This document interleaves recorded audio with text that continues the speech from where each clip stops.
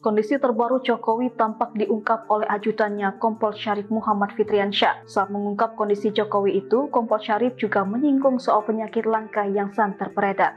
Tak cuma itu, Jokowi disebut-sebut sampai menjalani pengobatan hingga ke Jepang. Diakui Kompol Syarif hingga kini kondisi Jokowi semakin membaik. Dari awal sakit, rupanya Jokowi juga ditangani oleh dokter kepresidenan. Untuk penyakitnya, Kompol Syarif menyebut Jokowi terkena alergi kulit. Ia pun membantah tegas isu yang menyebut adanya penyakit langka. Sejumlah kabar beredar Jokowi menderita penyakit langka Stevens-Johnson syndrome. Ada pula yang mengabarkan dilarikan ke Jepang akibat penyakit yang diderita. Terkait kabar tersebut, Syarif memastikan semua itu tidak benar. Diketahui Jokowi memang dikabarkan mengidap penyakit tertentu lantaran perubahan penampilannya. Di beberapa kesempatan, Jokowi terlihat mengalami perubahan pada wajah dan warna kulitnya.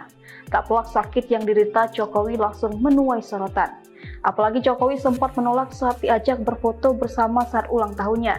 Jokowi sendiri sempat mengungkap kesehatannya itu sebelum pergi berlibur dengan cucu-cucunya.